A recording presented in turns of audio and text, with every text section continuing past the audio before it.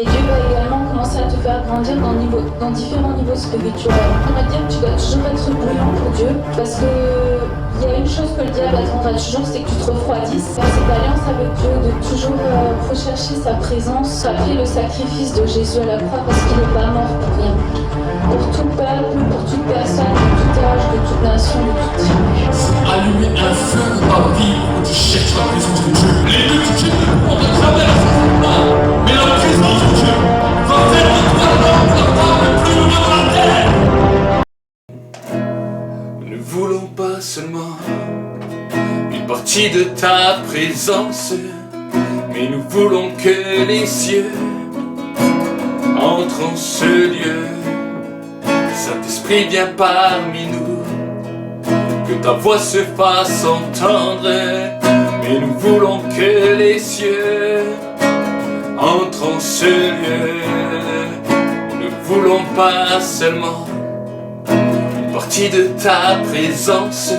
Nous ne voulons pas seulement une partie de ta présence, mais nous voulons que les cieux entrent en ce lieu. Saint-Esprit, viens parmi nous, oh, que ta voix se fasse entendre, et nous voulons que les cieux entrent en ce lieu. Nous ne voulons pas seulement une partie de ta présence, mais nous voulons que les cieux entrent en ce lieu. Saint-Esprit, viens parmi nous, que ta voix se fasse entendre, mais nous voulons que les cieux entrent en ce lieu. Entrent en ce lieu.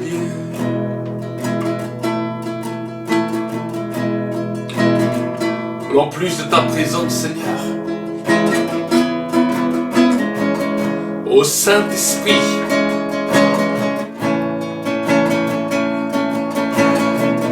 nous ne voulons pas seulement une partie de ta présence, mais nous voulons que les cieux entrent en ce lieu. Seigneur, tu as dit que le royaume du ciel est en nous, et que c'est à nous de pouvoir manifester ce royaume. Je vais déclarer qu'en ce temps, qu'en cette saison, le royaume du ciel se manifeste dans chaque maison, dans chaque foyer. Que la puissance du feu commence à descendre, que la puissance du Saint-Esprit qui est descendu le jour de la Pentecôte commence à descendre.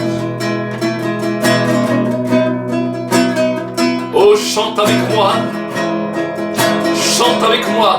ce matin. Nous ne voulons pas seulement une partie de ta présence, nous ne voulons pas seulement une partie de ta présence, mais nous voulons que les cieux entrent en ce lieu.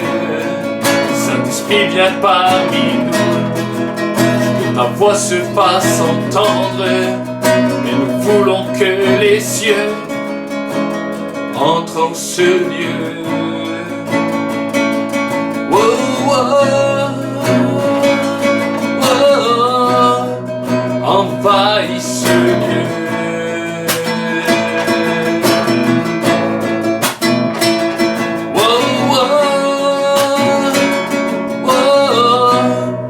Envahis ce lieu.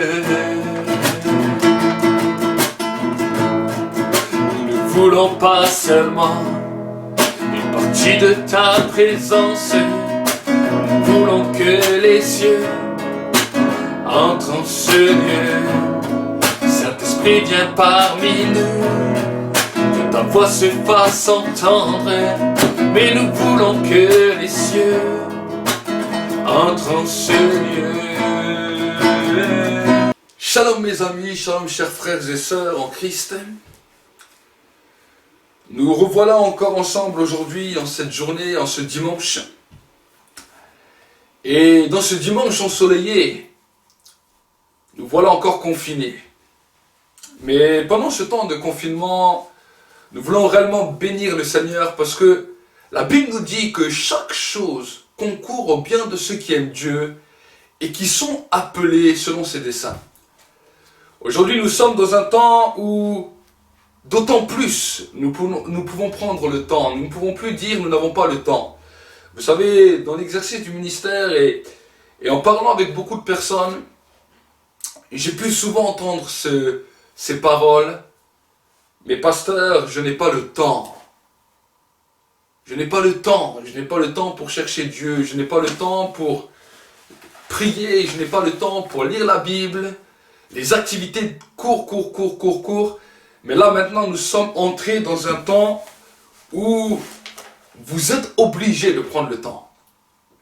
Il y a eu un arrêt dans lequel les hommes et les femmes, même qui n'avaient pas le temps, sont obligés de reconnaître que la vie n'est pas simplement une course où nous devons courir, mais qu'il y a un temps pour toute chose. Et il y a un temps aussi de naître, il y a un temps pour vivre, il y a un temps pour mourir. La Bible nous dit qu'il y a un temps pour toute chose sous le soleil. Et je voulais aussi ce matin donner toutes mes condoléances à toutes les personnes qui ont perdu un membre cher de leur famille ou de leurs proches. Toutes les familles endeuillées, nous voulons encore leur souhaiter à tous toutes nos condoléances les plus sincères. Et aujourd'hui, pendant ce temps de confinement, nous voulons voir encore dans la Bible qu'il y a un temps pour tout et il y a un temps pour toute chose. Et la Bible nous dit que Dieu lui-même qui est assis sur le trône, qui a créé le ciel, la terre et tout ce qui s'y trouve, à un moment donné dans sa vie, alors qu'il a commencé à construire la terre, la Bible nous dit qu'il a créé le ciel, la terre, tout ce que vous voyez aujourd'hui, il l'a créé en 6 jours. Mais la Bible nous dit que le 7e jour, Dieu lui-même s'est reposé. Et j'aimerais vous dire que peut-être pendant ce temps où vous êtes confinés à la maison, que ça puisse être aussi un temps non seulement de ressourcement, mais aussi un temps de repos. Ton corps a besoin de se reposer, ton âme a besoin de se reposer. Pourquoi? Parce que nous faisons toutes les activités de la vie et nous allons à tout vent. Mais nous oublions souvent de prendre un temps de pouvoir nous reposer. Vous savez, dans la journée, beaucoup de personnes vont au travail, font métro, boulot, dodo. Ils rentrent chez eux et au lieu de se reposer, de prendre un petit temps de repos, un petit temps dans le calme, voici que les activités continuent, voici qu'il y a la télévision, voici qu'il y a Internet, voici qu'il y a toutes sortes de choses. Et nous voyons que l'homme ne prend pas le temps de se reposer. Il faut bien regarder les choses. Je ne parle pas de dormir, parce que tout le monde dort en fonction de sa capacité, en fonction de sa récupération. La plupart des gens vont dormir. Mais bien souvent, des gens dorment, mais quand ils se réveillent, ils ne sont toujours pas reposés. Ils sont encore fatigués. Cela montre quelque chose. Cela montre que l'homme a un problème. Et le problème au niveau de l'homme ne se trouve pas dans le sommeil, mais le problème du niveau de l'homme se trouve dans le repos. Le repos intérieur, la paix intérieure que tant d'hommes, tant de femmes cherchent. Alors aujourd'hui, l'homme en soif de sa requête a commencé à toucher à toutes les choses, même à certaines choses qui sont interdites, comme le yoga. Et oui, j'aimerais vous dire, mes amis, que le yoga n'est pas simplement quelque chose d'anodin. C'est quelque chose qui touche au spirituel, dans lequel les personnes essayent de faire le vide d'eux-mêmes. Et en faisant le vide de vous-même, sachez que ce n'est pas un repos que vous allez avoir, mais que malheureusement, ça ouvre des portes à certaines puissances des ténèbres, à certains démons qui, demain ou dans les jours d'après, dans les jours qui vont suivre, dans les mois, dans les années qui vont venir, auront un droit sur vous et vont commencer à vous détruire de l'intérieur. Certains, des fois, sont touchés par des maladies, d'autres, des fois, sont touchés par l'oppression, dépression. Autant que nous voyons toutes ces doctrines du New Age qui continuent à influencer notre continent français et influencer l'Europe. Nous voyons de plus en plus de gens en état de dépression, de plus en plus de suicides, de plus en plus des gens qui n'ont plus la paix réelle, de plus en plus de gens qui recherchent la joie de vivre et qui ne l'ont plus. Et pourtant, nous voyons que même dans ce temps de confinement, ce genre de pratiques se multiplient, et les gens cherchent cela. Ils cherchent cela parce qu'ils pensent qu'ils vont avoir la paix. D'autres vont voir des hypnotiseurs. Ils croient qu'en allant voir un hypnotiseur, ils vont avoir la paix. Mais non, mais ils ouvrent leur âme. Ils donnent leur corps à des puissances des ténèbres ces personnes même qui travaillent avec ces puissances des ténèbres vont jouer avec eux demain et ils vont être des simples marionnettes. Donc, pourquoi je vous parle de cela? Parce que c'est important de comprendre et de saisir les choses comme Dieu les a instaurées pour que vous-même, mes amis, dans votre vie de tous les jours, vous puissiez entrer dans ce qu'on appelle un réel repos. Alors, pour que nous puissions comprendre cela, nous allons voir ensemble ce que la Bible nous dit et nous allons voir ensemble pourquoi Dieu a placé un jour de repos et pourquoi lui-même a demandé, même déjà dans l'Ancienne Alliance, de pouvoir respecter ce jour de repos. Alors, j'aimerais vous encourager à ouvrir votre Bible dans le livre de Deutéronome au chapitre 5 et au verset 12. Et nous allons voir ensemble ce que la Bible nous dit. La Bible nous dit, observe le jour de repos pour le sanctifier, comme l'Éternel ton Dieu te l'a ordonné. Tu travailleras 6 jours et tu feras tout ton ouvrage. Mais le 7e jour est le jour du repos de l'Éternel ton Dieu. Tu ne feras aucun ouvrage, ni toi, ni ton fils, ni ta fille, ni ton serviteur, ni ta servante, ni ton bœuf, ni ton âne, ni aucune de tes bêtes, ni l'étranger qui est dans tes portes, afin que ton serviteur et ta servante se reposent comme toi. Tu te souviendras que tu as été esclave au pays d'Égypte, et que l'Éternel ton Dieu t'en a fait sortir à main forte et à bras étendus.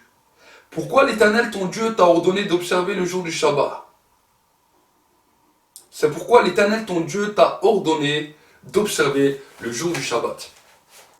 La Bible nous dit que dans le temps de l'Ancienne Alliance, alors que le peuple est sorti de l'esclavage de l'Égypte, et que Moïse a amené le peuple au mont Sinaï pour recevoir les tables de l'ordonnance, les tables de la loi que Dieu lui donnait, la Bible nous dit que quand il a reçu ce qu'on appelle les 10 commandements, curieusement le 4e commandement était un commandement pour que le peuple puisse apprendre à se reposer. Le peuple était pendant 430 ans sous l'esclavage. Ça veut dire que dans le temps de l'esclavage, le peuple ne se reposait pas. Le peuple travaillait durement sans jamais s'arrêter. Tous les jours, inlassablement, sous les fouets, sous les coups, sous l'oppression. Le peuple était obligé de donner un rendement de travail. Et cela a généré un stress, cela a généré une fatigue, cela a généré au milieu du peuple une lassitude, que quand bien même ils sont sortis de l'esclavage, ils étaient toujours dans cette même mentalité, dans cette même routine. Et voilà pourquoi Dieu, quand il a parlé à Moïse, il lui a dit, tu vas observer une journée, et dans laquelle cette journée, tu vas apprendre à ne rien faire. On ne te dit pas de dormir, mais on te demande de te reposer, de pouvoir te regarder ce que tu as fait, de pouvoir voir ce que tu as accompli, de pouvoir voir ce que tu as fait avec tes mains, de pouvoir apprécier le travail que tu as pu faire et de pouvoir te réjouir. Parce que c'est ce que Dieu a fait. La Bible nous dit que quand Dieu a créé le ciel et la terre en 6 jours, et tout ce qui s'y trouve, le 7e jour, il s'est reposé. Mais quelle était la manière de se reposer de Dieu? C'est de regarder ce qu'il a fait et de trouver que cela est bon. Voilà la manière que Dieu avait donné de pouvoir observer le Shabbat. Alors aujourd'hui, on peut me dire, mais pourquoi tu nous fais ce verset? Est-ce que aujourd'hui, un enfant de Dieu qui est sous la nouvelle alliance, doit-il pratiquer le Shabbat? Alors le Shabbat, vous savez, quand Dieu l'avait ordonné au peuple juif, c'était simplement une ombre des choses qui allaient venir plus tard. Le Shabbat ne doit pas être simplement respecté le samedi. Non, le Shabbat doit être quelque chose que tu dois apprendre à connaître et apprendre à respecter chaque jour. Là, dans ce temps de confinement, c'est peut-être pour toi un long Shabbat. Parce que pour certains, pour la plupart, pour beaucoup de personnes, on ne peut pas sortir, on ne peut pas faire comme on voudrait. On est obligé d'être confiné dans la maison. Mais j'aimerais vous dire que le peuple juif, avant leur sortie de l'Égypte, après leur dur... Vous savez, il y a quelque chose qui m'interpelle, il y a quelque chose que j'aimerais partager avec vous, qui, je pense, est nécessaire de comprendre. On peut se poser la question aujourd'hui, mais pourquoi ce confinement? Ce confinement n'est pas qu'au niveau national, mais nous pouvons voir que ce confinement est pratiquement mondial. J'aimerais vous dire qu'à l'époque, dans le temps où les enfants d'Israël étaient esclaves en Égypte, avant leur liberté, avant leur grand temps où ils sortent dans la liberté pour apprendre à découvrir un autre monde que l'esclavage, la Bible nous dit qu'il y avait l'ange de la mort qui était venu frapper en Égypte. Et que quand l'ange de la mort était venu frapper en Égypte, alors que Israël, le peuple d'Israël était un peuple qui travaillait, qui était soumis à l'esclavage, pendant ce temps où l'ange de la mort était venu frapper, voici qu'il y avait un confinement. Dieu avait confiné les enfants d'Israël à rester dans leur maison, à mettre le sang de l'agneau sur leur linteau pour pouvoir être protégés du fléau et de la peste qui allait passer. Et pendant ce temps, le peuple s'est trouvé dans un confinement. Alors peut-être qu'il se posait la question, mais pourquoi je suis dans ce confinement? Pourquoi je suis là bloqué? Ils ne savaient pas que ce qui allait précéder ce temps de confinement était le temps de leur liberté. Et j'aimerais te dire que, à la fin de ce confinement, quand tu pourras de nouveau sortir, faire ce que tu avais à faire tes activités, retiens toujours que le temps de confinement t'a appris quelque chose. T'a appris à entrer dans une dimension de repos pour ta liberté. Le peuple d'Israël le découvrait. C'était des temps où maintenant ils devaient rester chez eux, confinés, et ils apprenaient à se reposer. Et quand ils sont sortis, quand ils sont rentrés dans leur temps de leur liberté, voici que quand Dieu les amène à la montagne pour leur donner les lois et les préceptes qu'ils devaient suivre, regardez ce qu'il nous dira. Il nous dira, mais le 7e jour est le jour où tu ne feras aucun ouvrage, ni toi, ni ton fils, ni ta fille, ni ton serviteur, ni âne, ni aucun de tes bêtes, ni l'étranger qui est dans tes portes, afin que ton serviteur et ta servante se reposent comme toi. Tu te souviendras que tu as été esclave au pays d'Égypte et que l'Éternel, ton Dieu, t'en a fait sortir à main forte et à bras étendus. Voilà pourquoi le Shabbat était donné. Le Shabbat n'était pas simplement une journée donnée où les gens devaient rester là à rien faire. La Bible nous dit qu'ils devaient se souvenir qu'ils ont été esclaves en Égypte. Pourquoi aujourd'hui, nous-mêmes, en tant qu'enfants de Dieu, en tant que chrétiens nés de nouveau, en tant que croyants nés de nouveau, nous n'avons plus besoin d'observer le Shabbat? Parce que, en tant qu'enfants de Dieu, nous avons un devoir. Pas seulement d'avoir un jour de Shabbat, mais que chaque jour devienne un jour de Shabbat, parce que chaque jour, nous allons prendre un temps où nous allons nous souvenir que hier, nous avons été esclaves.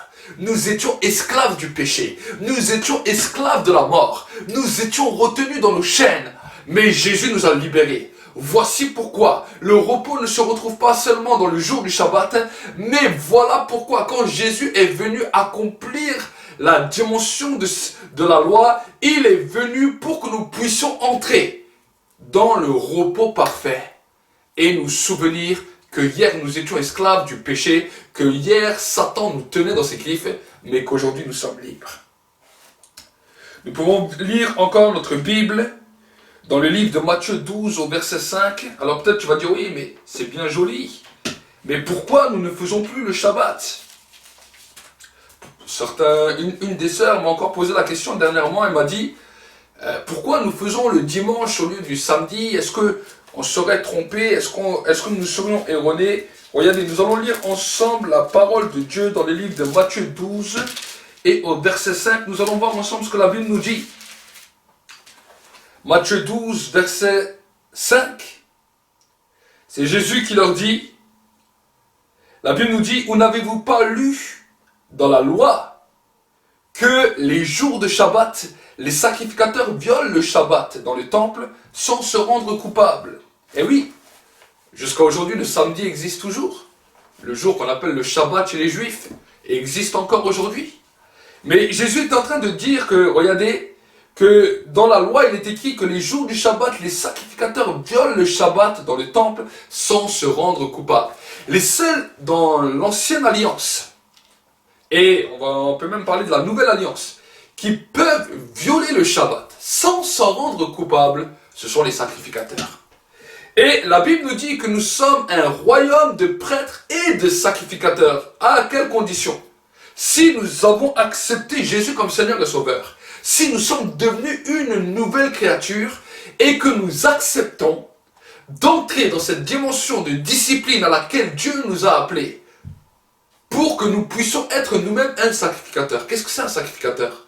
Eh bien, un sacrificateur, c'est quelqu'un qui va sacrifier. Il va sacrifier peut-être du temps, il va peut-être sacrifier de son argent, il va peut-être sacrifier de sa personne.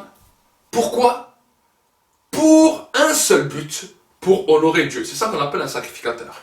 Et c'est pour cela que la Bible nous dit, dans la Nouvelle Alliance, que nous sommes devenus un royaume de prêtres et de sacrificateurs. Donc, même si nous violons le sabbat, nous ne sommes pas coupables à cause de notre statut de sacrificateur. Alors, les gens vont se poser la question, oui, mais pourquoi le dimanche? Vous savez que les Juifs observaient le Shabbat, observaient le samedi, parce que c'était le jour, ça ils ne l'ont pas compris, même jusqu'à aujourd'hui. Des fois, le peuple juif, jusqu'à aujourd'hui, il continue à respecter le Shabbat. Mais ils n'avaient pas compris que simplement le fait de respecter le Shabbat, c'était le jour qui, premièrement, dans le livre de la Genèse, nous montre que Dieu s'est reposé le 7e jour. Mais dans le Nouveau Testament, nous voyons que pendant toute cette journée, Jésus était dans le tombeau.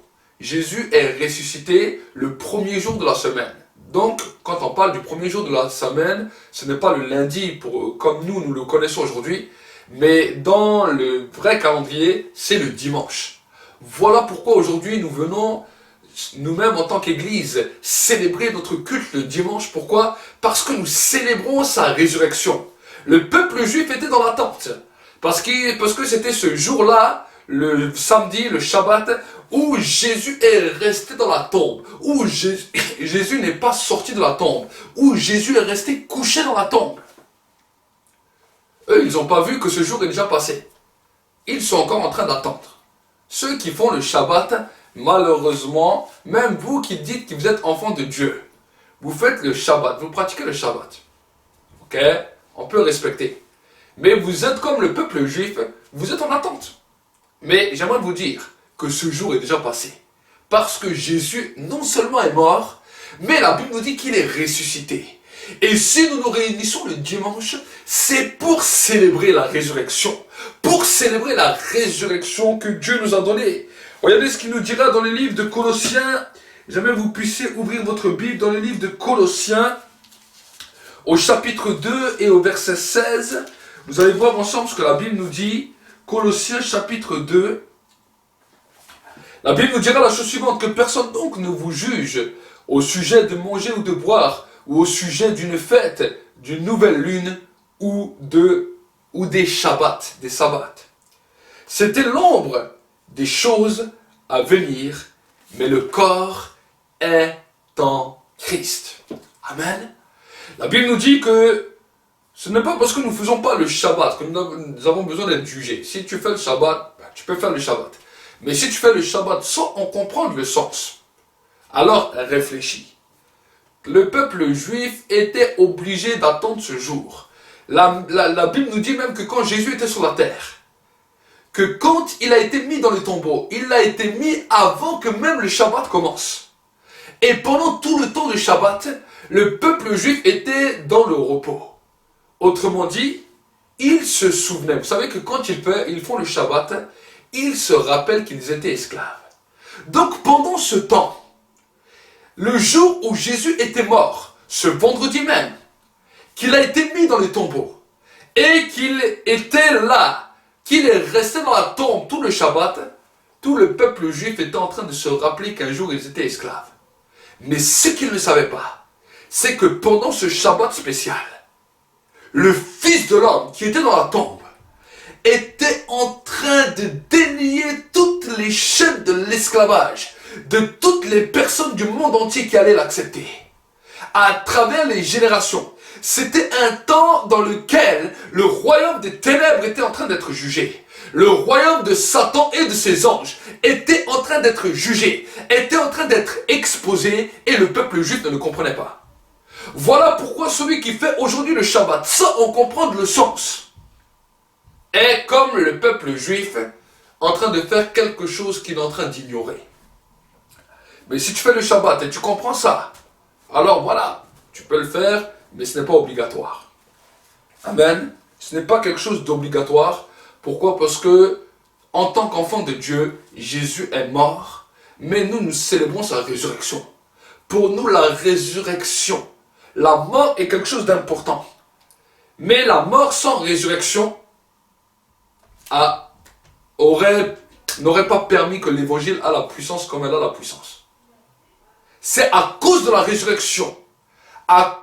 résurrection, de Jésus, que maintenant nous pouvons vivre et nous pouvons expérimenter. Parce que vous savez que non seulement il a donné des promesses, mais vous savez, des fois des gens peuvent donner des promesses, des fois des gens peuvent faire des testaments, des fois des gens peuvent faire ça. Mais il suffit que quelqu'un a une pensée corrompue, que voilà, que ça y est, même les choses qu'on avait promis, on ne peut pas les avoir comme on voulait. Mais Jésus, non seulement il est mort, il nous a donné des promesses. Il a dit, après ma mort, voici les promesses qui seront pour vous. Mais la Bible nous dit qu'il est ressuscité. Donc parce qu'il est ressuscité, il est non seulement, à cause de sa mort, garant de ses promesses, mais lui-même respecte et lui-même regarde que la parole qu'il a dit puisse être tenue jusqu'à la lettre, jusqu'à la fin. Il regarde que tout ce qu'il nous a promis puisse nous être accordé parce qu'il est ressuscité. Il est lui-même le garant. Il est lui-même le garant de ce qu'il a dit. Regardez ce que la Bible nous dit encore dans le livre de Romains au chapitre 14 et au verset 5. Nous allons lire ensemble le Romains chapitre 14 et au verset 5. Je suis content d'être avec vous. Amen. Romains au chapitre 14 et au verset 5.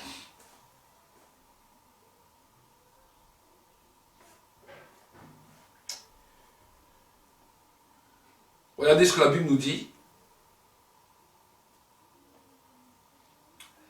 Tel fait une distinction entre les jours, tel autre les estime tous égaux, que chacun ait en son esprit une pleine conviction. La Bible nous dit que ce n'est pas d'aujourd'hui, que certains font le Shabbat, d'autres ne font pas le Shabbat. La Bible nous dit que certains vont qualifier certains jours de plus spéciaux, et d'autres vont les distinguer tous égaux.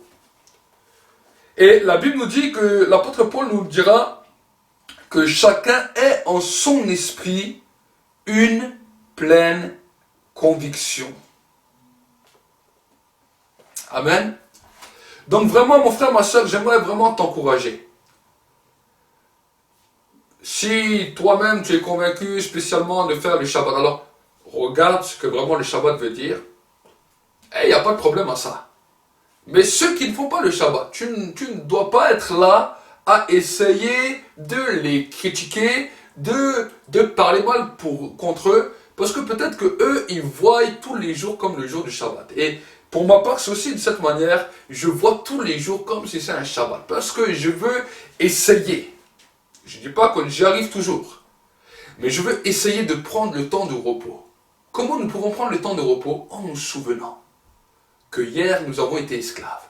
En nous souvenant que hier nous étions esclaves du péché, nous étions esclaves de la malédiction, nous étions esclaves de la mort. Mais Jésus est venu pour nous racheter. Il a payé le prix pour que maintenant je sois libre. C'est là où tu vas retrouver et où tu vas trouver le réel repos.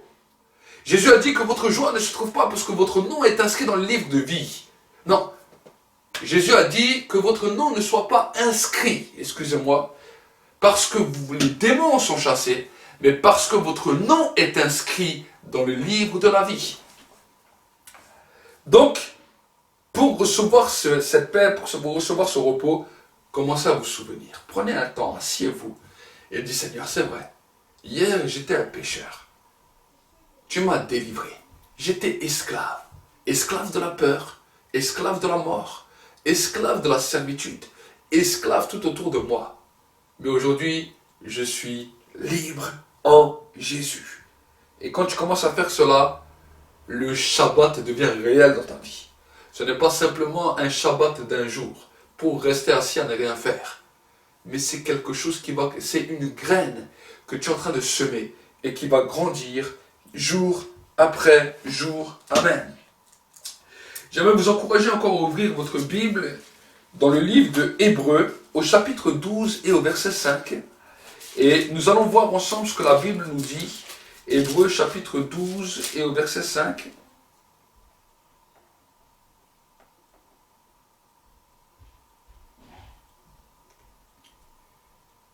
Hébreux chapitre 4 au verset 1er, excusez-moi, je me suis trompé dans les notes. Regardez ce que la Bible nous dit. Craignons donc, tandis que la promesse d'entrer dans son repos subsiste encore, qu'aucun de vous ne paraisse être venu trop tard. Car cette bonne nouvelle nous a été annoncée, aussi bien qu'à eux, mais la parole qui leur fut annoncée ne leur servit de rien, parce qu'elle ne trouva pas de foi chez ceux qui l'entendirent. Pour nous qui l'avons entendu, nous entrons dans le repos. Selon qu'il est dit, je jurerai dans ma colère, ils n'entreront pas dans mon repos. Il dit cela, quoique ses œuvres eussent été achevées depuis la création du monde, car il a parlé quelque part ainsi du 7e jour, et Dieu se reposa de toutes les œuvres le 7e jour. Et il dit encore, ils n'entreront pas dans mon repos. Or, puisqu'il est encore réservé à quelques-uns d'y entrer, et que ceux à qui d'abord la promesse a été faite n'y sont pas entrés à cause de leur désobéissance, Dieu fixe un nouveau jour, aujourd'hui en disant dans David, si longtemps après, comme il est dit plus haut, aujourd'hui, si vous entendez ma voix, n'endurcissez pas votre cœur. Car si Josué leur eût donné le repos, il ne parlerait pas après cela d'un autre jour.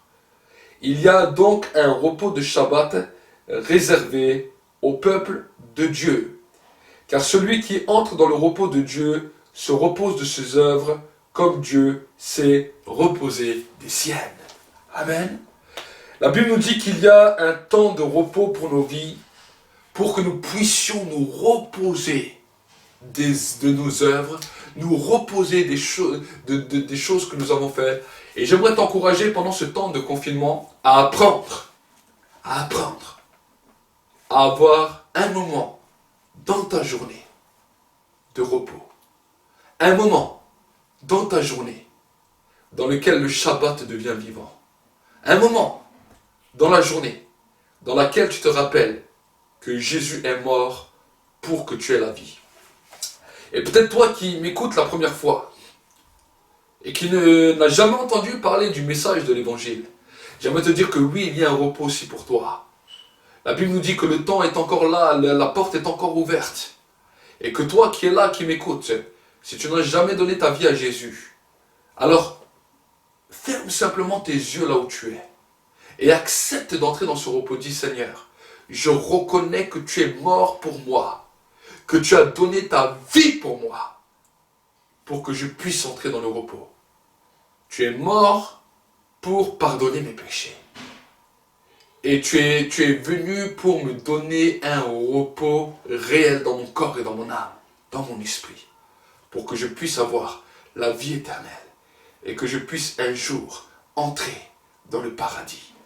Je crois dans mon cœur et je confesse de ma bouche que tu es mon Seigneur et que tu as payé pour moi.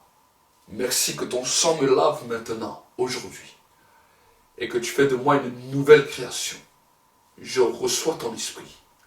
Au nom de Jésus-Christ. Amen. Si tu as fait cette prière avec moi, sois le bienvenu dans la maison de Dieu. Au ciel, il y a pour toi la fête. Et j'aimerais maintenant prier pour toute personne, ainsi que vous-même qui venez de prier avec moi. J'aimerais prier pour toute personne. Pour mes frères, mes sœurs dans la foi, ceux qui viennent de le devenir. Et vous tous qui êtes là, qui écoutez. Même si vous ne croyez pas, et j'aimerais vous dire, Dieu va vous surprendre. Vous êtes là peut-être dans votre salon, dans votre voiture, dans votre maison, n'importe, que ce soit le téléphone, que ce soit la télé, n'importe. Vous êtes peut-être tombé sur cette vidéo par hasard. Il n'y a pas de hasard avec Dieu.